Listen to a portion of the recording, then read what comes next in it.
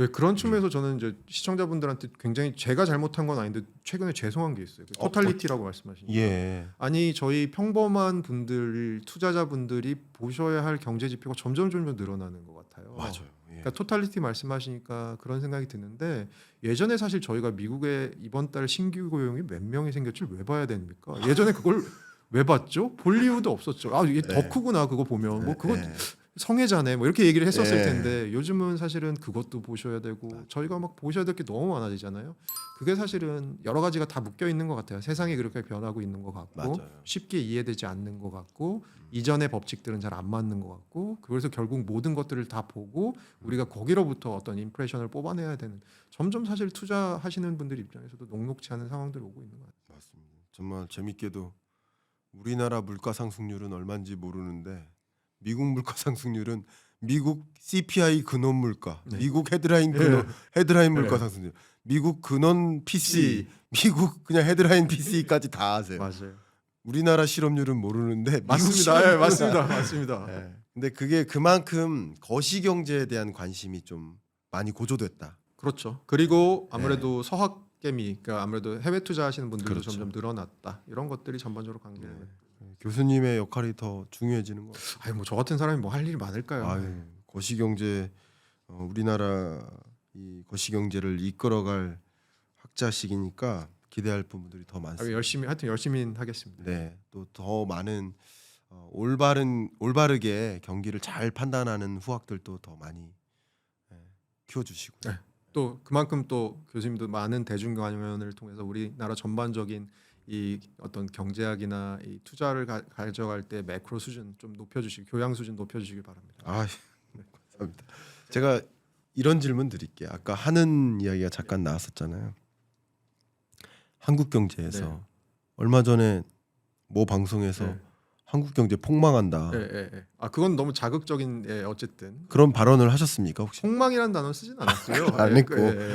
그 방송사에서 그렇게 만들었군요. 그러니까 낚이신 거죠. 그러니까 아 저도 어느 뭐 유튜브 출연해가지고 너무 억울한 게 경제 위기와 경기 침체는 완전히 다른 거다. 다르죠.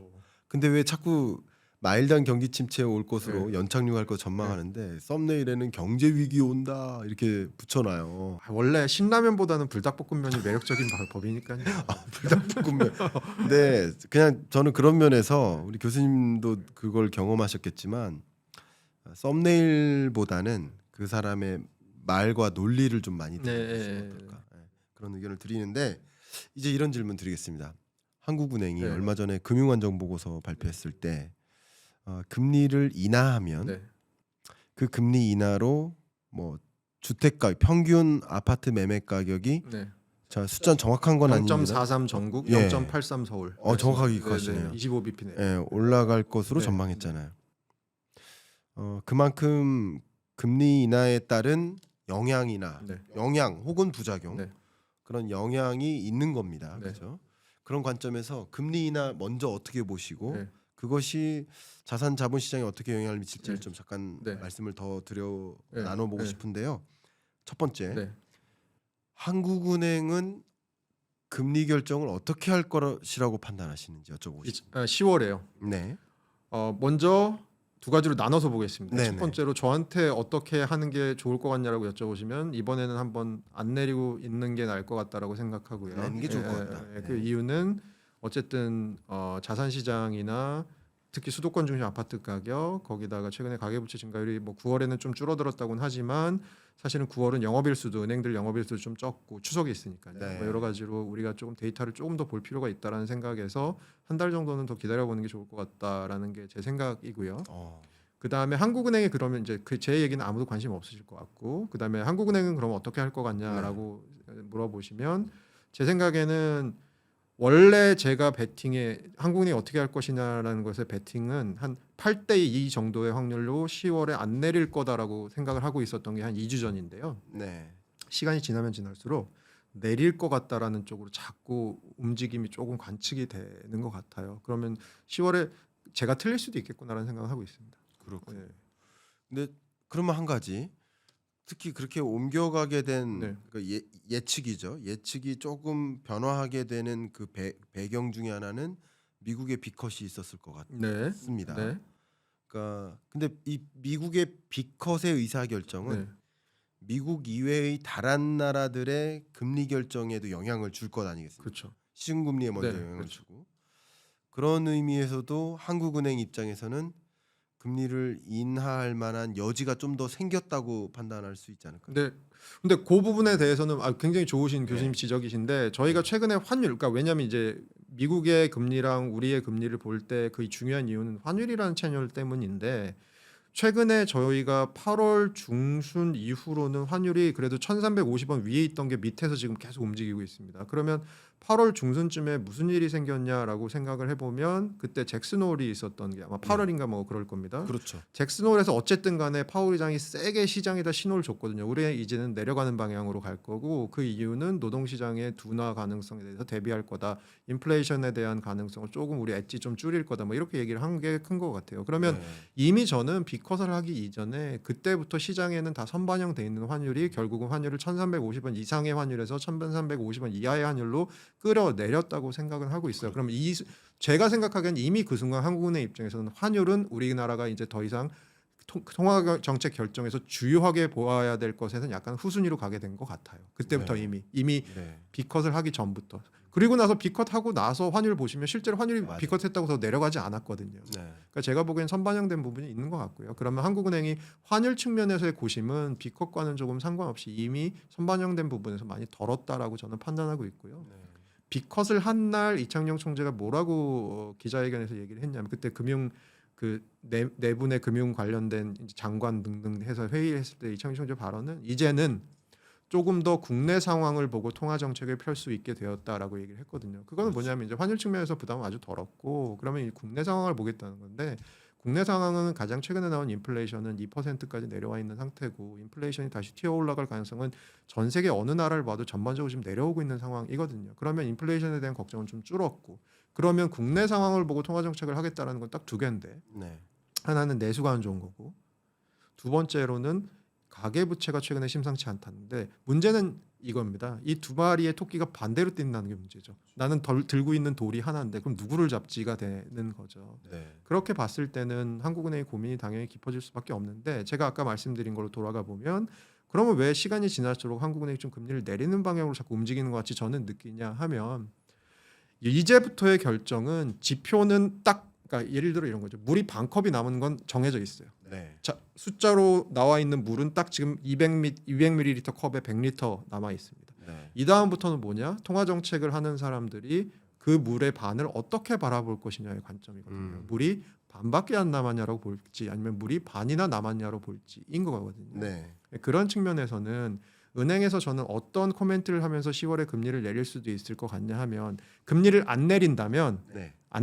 다음과 같은 코멘트가 나올 것 같아요. 뭐냐면 아직 정부에서 발표한 부동산 88 대책이나 최근에 대출 관련된 정책들이 효과를 나타내는데 시간이 걸리니까 우리는 요거를 조금 더 지켜보고 결정하겠다. 뭐 이런 얘기를 하면서 안 내릴 것 같고요. 네. 내리면 왜 내릴 것 같냐 하면 이런 정책들이 향후에 영향을 미칠 것 같고 그리고 가계부채라고 하는 것이 결국 금리만의 함수가 아니기 때문에 결국은 정책 간의 코디네이션을 우리는 믿고 그런 것들에 또 일부 의지하면서 부진한 내수에 대응하는 방향으로 금리를 내리겠다. 하지만 요다음 얘기도 꼭 할 것 같습니다. 네.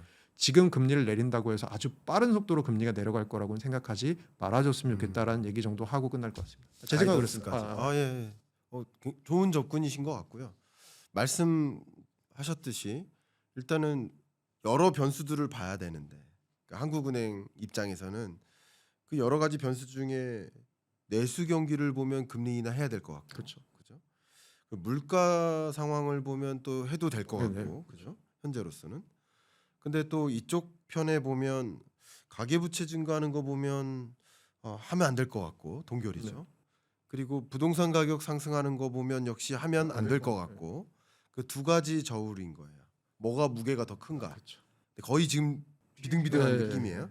근데 사실은 그 걸림돌에 해당되는 금리 인하기가 좀 어려운 걸림돌에 해당되는 무게추가 하나 있었는데 한미 금리 차와 환율 뭐 이런 거죠. 이런 무게추는 지금 사라진 거 조금. 네, 맞습니다. 그러니까 이게 조금 이게 더 무거웠다가 그 B컷으로 인해 조금 저울이 가까워지는 이런 맞습니다. 느낌인 거예요. 정확하신 네, 것 같습니다. 이런 느낌입니다. 근데 저는 어떻게 해석을 하냐면요. 물론 10월 금리 인상 가능성이 저도 높아졌다고 그 인하 가능성. 예, 인하 가능성이 높아졌다고 보고 있는데 그 이유는 일단 국내적인 상황이 더 중요해진 겁니다. 첫 번째는 왜냐하면 미국의 B컷이 있기 전에 영국은 먼저 금리 인하해요. 그렇죠. 네. 스위스, 스웨덴 2번씩 금리 인하했고 유로존도 2번 했고 캐나다도 2번 했고 멕시코도 했고. 그러니까 근데 이런 나라들이 우리나라만 미국 의존적인 게 아니라 캐나다, 멕시코는 얼마나 미국 그렇죠. 의존적이겠어요. 생각해 보면 하나의 주 같은 역할이잖아요. 그렇죠. 그러니까 그런 미국 의존적인 나라들도 선제적으로 금리 인하한 것은 미국과의 금리 차도 염려를 했겠지만 자국 경제 상황, 물가 상황 그렇죠. 이런 것을 보고 했다라고 봤을 때 의견은 이 무게추가 좀 무거워진다. 다만 여전히 걸림돌스러운 것은 가계부채와 부동산인데 그래서 이번 금융안정 보고서에서의 결국 전달하고자 하는 메시지는 우리 금리 인하 하긴 해야 될 것 같은데 이게 염려돼. 네. 그러니까 가계부채 금융이 좀 금융 안정 대책을 더 만들어. 네. 공급 대책 국토부 잘해줘 좀뭐 이런 스트레스 테스트를 강화한다든가 네. 뭐 해. 그리고 국토부 우리 금리 인하 할 거야. 그러니까 너 주택 가격 계속 더 상승할 수도 있으니까 더 규제를 강화한다든가 공급을 더 빠른 시간 안에 공급할 수 있도록 한다든가 그런 대응을 해라는 메시지가 아닐까라고 해석을 하고 있습니다. 어떻게 해석하셨습니까? 네, 저도 비슷한 생각하고 예. 있습니다. 하고 있고요. 뭐 다만 조금 거기에 있어서 우리가 그 주택 가격이라고 하는 게 네, 우리나라 안에 주택이 하나가 아니잖아요. 그렇죠. 그 주택 가격이라고 하기에는 여러 이질적인 이제 주택들이 존재하고 네, 서울과 비서울, 수도권과 비수도권, 서울 안에서도 조금 더 주택 가격이 비싼 곳과 좀 덜 비싼 곳 이런 것들이 있으니까 아무래도 한국은행의 금리 정책이라는 건 어떻게 보면 아주 제일 큰 정책이잖아요. 그러니까 네. 경제 전체를 아주 두루뭉술하게 하지만 넓게 영향을 주는 정책이잖아요. 네, 그리고 반대로 생각해 보면 이제 금융위에서 할 수 있는 정책들이나 이런 것들은 어떻게 보면 조금 더 핀셋 마이크로 정책들이라고 볼 수 있잖아요. 네. 그런 측면에서는 지금 서울 시내에서 집값이 많이 올라가고 있는 것들에 대해서 뭐 하는 입장에서는 오히려 이건 좀 더 마이크로하게 갈 수 있는 부분이 있지 않을까라는 생각을 분명히 할 수 있을 것 같고요. 하는이 최근에 주택 가격 때문에 가계부채 때문에 금리 못 내리고 있는 거에 대해서 반대 논거하시는 제주의 분들 중에 가장 큰 논거는 아니 언제부터 하느니 수도권 집값을 그렇게 중요하게 보면서 금리 결정을 했나 혹은 수도권 집값만 바라보면서 금리 결정에 가중치를 높게 두는 게 얼마나 이게 합리적이고 바람직한 일인지에 대해서 이게 합당한 일인지에 대해서 문제 제기하시는 분들이 되게 많으시거든요. 그런 분들은 이제 결론은 내수가 안 좋으니까 금리 내려야 된다로 가는 거죠. 예, 그런 측면에서는 저는 교수님 말씀 동의하면서 10월에 제가 틀릴 가능성, 즉 하느니 금리 인하를 택할 가능성도 생각보다 굉장히 높다고 봅니다. 예. 그러면 그 간단한 질문만 드리겠습니다. 만약에 10월에 금리를 인하 안 하면 그러면 연내 금리 인하가 어쨌든 있긴 있다고 생각하십니까? 10월이 아닌 그 다음 달이나 저는 있다고 생각하고 그 있다고 이유는 생각하고. 뭐라고 말씀드리냐면 최근에 뭐 금융회사 관련돼서 여러 군데 좀 또 사람들 만나고 하면서 제 금융회사 뭐 CEO 분들이나 이런 분들한테 좀 여쭤봐요 개인적으로. 네. 저는 개인적으로는 그런 분들의 감 이런 것도 되게 중요하다고 생각하거든요. 여쭤보면 제가 뭐라고 질문을 드리냐면 이러이런 여러 가지 조건을 봤을 때 금리 인하가 시작이 되더라도 금리가 내려가는 속도가 빠르진 않을 것 같다라고 그렇죠. 저는 봅니다. 그랬더니 네. 뭐 허 교수 맞는 것 같은데 그러면 제가 뭐라고 질문드리냐면 그럼에도 불구하고 금리 인하를 하는 게 왜 중요하죠? 0.25 내리는 게 그렇게 중요한가요? 이게 3.5에서 3.25 가는 게 그렇게 중요한가요? 했더니 그분들의 대답이 사실은 제가 생각했던 못했던 대답인데 되게 저는 좋았어요. 뭐냐? 시그널로서의 시작이다라는 의미가 되게 크다라는 거예요. 그러니까 아까 처음에 피봇이라는 말 주셨잖아요. 말씀 주셨잖아요. 결국은 피봇이라는 게 방향이 바뀌는 거잖아요. 그러면 그 방향을 바뀌는 것을 선언한다라는 의미에서도 시장에 주는 효과가 굉장히 클 것이다라고 말씀을 하시더라고요. 네. 그런 의미에서 0.25 내리는 게 10월이냐 11월이냐 중요할 수도 있고요. 11월에는 저는 그런 의미에서는 시작하고 그러니까 올해 내에 시그널은 시작하고 내년으로 넘어가지 않을까라고 저는 보고 있습니다. 그럼 이제 10월과 11월이고요. 네. 그리고 한은의 보고서처럼 금리를 인하하는 것은 어쨌든 부동산 시장에는 어쨌든 뭐 기름 붓는 역할이 됐든 부동산 가격의 상승 압력에 해당된다는 부분에는 공감을 하고 계시겠죠. 네. 그러면 마지막 질문 네. 이렇게 드리겠습니다. 그러면 어쨌든 부동산 가격 상승 흐름이 있고 저는 이제 정부의 대응인 거예요. 왜 그러냐면 어제 그저께 밤에 저녁 6시에 OECD 경제 전망 보고서가 나왔죠. 발표됐고 네. 저는 그 부제가 너무 인상적이었습니다. Turning the corner. 네. 이게 진짜 너무 인상적인 게 뭐냐면 우리가 코너를 돌고 있으니까 아슬아슬한 네. 거예요. 잘못하면 쓰러져요. 네. 잘만 하면 이제 직선도로예요. 네. 그러니까 지금 이 코너링을 돌고 있는 이 순간 정책적으로든 우리 네. 여러분들의 의사결정도 기업의 의사결정도 굉장히 중요한 순간이라는 걸 강조하는데 아슬아슬한 부분인데 그래서 정부가 좀 정책을 잘했으면 좋겠다 하는 생각으로 네. 그걸 좀 여쭤보겠습니다. 금융정책은 어쨌든 스트레스 DSR로서 가계부채 증가세를 좀 막기 위해 네, 노력하는 네. 거고 부동산 정책도 어쨌든 집값이 상승하는 흐름을 주거 안정이라는 목적을 갖고 있으니까 그러니까 아무래도 주택 공급을 좀 조기에 네. 늘릴 수 있도록 하는 조치들을 네. 고민한다거나 하는데 스트레스 일단 특히 저는 스트레스 DSR에 좀 포커스를 네. 맞춰서 가산금리를 적용해서 대출 한도를 제약하는 금융 네. 정책이잖아요. 근데 시중금리 자체가 레벨이 떨어짐에 따라서 네. 오히려 가산금리를 적용했을 때 대출 한도를 제약하는 효과가 상쇄되어 갈 수 있다라는 생각을 할 수 있거든요. 그렇죠. 그 부분 어떻게 평가하시는지 그리고 우리 금융 정책이나 부동산 정책 이 부작용 요소들 이 부분은 또 어떻게 정책적으로 대응하는 게 맞다고 생각하시는지 의견을 한번 여쭤보고 네. 싶습니다. 교수님 질문을 제가 이제 제 식대로 조금 해석을 해서 드리고 싶은 말씀을 드리면 다음과 같습니다. 저희가 금리라고 하는 것, 특히 시장 금리라고 하는 장기 금리라고 하는 것이 어떤 동인으로 움직이느냐라고 생각해 보면 현재의 기준금리에 반영하는 부분이 있고 플러스 미래의 기준금리에 대한 어떤 기대가 반영되는 부분도 저는 있다고 보고요. 실제로 보면 최근 들어서 기준금리는 3.5로 12회 연속 동결이었지만 시장금리는 많이 내려오는 추세였습니다. 그거는 결국 미국의 피벗 그리고 우리나라도 피벗을 할 것이다라는 것들이 미리 선반영돼서 내려온 부분이 있는 것 같고요. 실제로 미국의 빅컷을 하고 나서는 오히려 우리나라 기준금리 말고 우리나라 기준금리 변함이었죠. 우리나라 장기금리 자체가 그렇게 크게 변하는 부분 저는 못 봤거든요. 최근에 맞아요. 데이터를 좀 보니까 그렇게 봤을 때는 결국은 그 금리라고 하는 것이 무엇이냐라고 보면 저는 미래 기대 금리가 굉장히 중요한 역할을 하고 있다고 생각을 하거든요. 그런 네. 측면에서 향후에 한국은행의 기준금리가 인하가 단행이 된다고 하더라도 그 속도가 충분히 빠르지 않을 경우에는 사실 시장 참여자들이 그 기대를 약간 상향 조정할 수 있는 저는 가능성도 있다고 생각하거든요. 그러니까 지금은 아주 빠른 속도로 내려갈 거라고 생각하지만 과잉 기대. 예, 과잉 기대가 조금 조정될 수도 있다고 저는 생각을 하고요. 그런 측면에서는 한국은행이 커뮤니케이션 특히 이창용 총재가 최근에 계속 얘기하는 것 중에 하나가 영끌 질문을 기자분들이 계속 하세요. 얼마 전까지 영끌 해도 후회할 거라고 얘기하셨는데 실제로 최근 들어 주택 가격이 또 올라왔지 않냐. 그러면 젊은이들이 이게 또 절망하고 있을 텐데 거기에 대해서 뭐라고 얘기해 주실 거냐. 그럼 이창용 총재 항상 대답하는 게 비슷하세요. 그게 뭐냐. 그러면 내가 얘기한 것은 주택 가격이 안 올 거다 뭐 이런 얘기라기보다는 향후에 기준금리가 아주 빠르게 내려갈 거라고 생각해서 무리하게 영끌하는 것에 대해서는 분명히 내가 경고를 한다.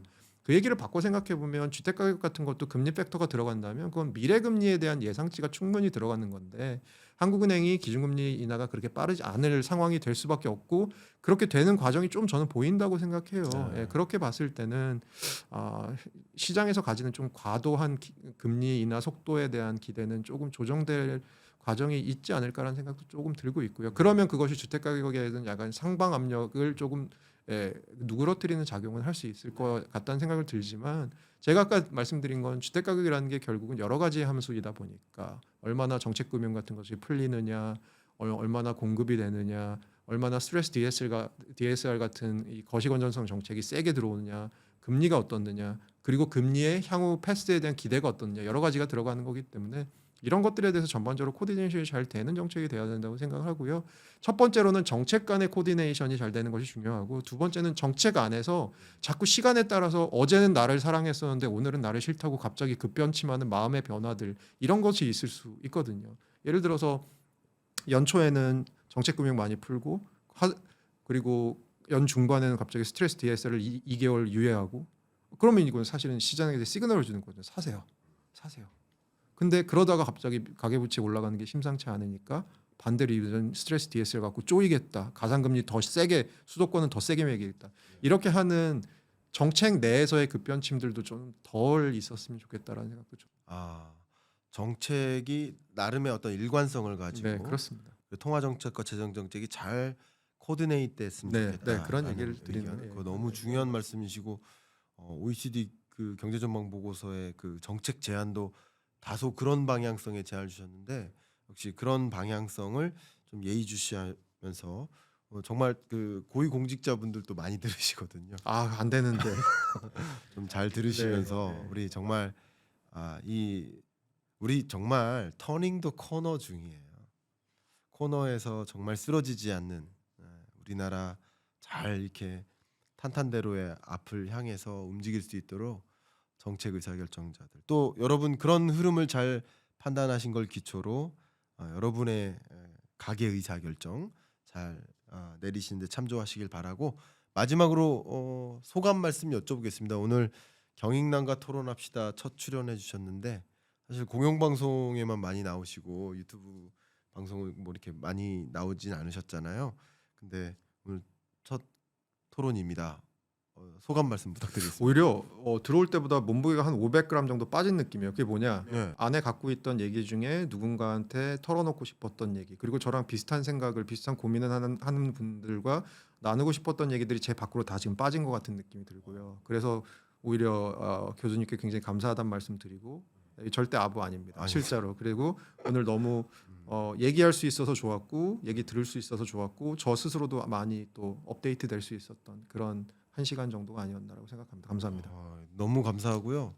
저도 정말 이제 뭐 이렇게 TV 출연할 때 보면 뭐 15분짜리, 8분짜리 이렇게 짧은 시간 안에 수십 가지 질문을 짧게 답변 드릴 일들이 있는데 유튜브에서는 어쨌든 그 해당 질문에서 깊이 하고 싶은 얘기를 다 하다 보니까 교수님 생각도 또 제대로 들을 수 있고 어떤 뷰를 갖고 있는지도 또 어떤 이 경제를 보는 그 메커니즘을 장착하고 계신지도 명확히 알 수 있어서 저도 참 도움이 됐고 또 제가 미처 보지 못했던 부분을 또 생각할 수 있게 해주셨고 그래서 저도 많이 배웠고 여러분들께도 참 이 거시경제 공부 오늘 잘했다. 오늘 참 경제 강의 제대로 들은 것 같다 하는 생각을 분명히 하셨을 거라고 저도 생각하면서 오늘 경익남과 토론합시다 마무리 하실까요? 네, 감사합니다. 네, 너무 감사합니다. 너무너무 감사합니다. 네, 감사합니다.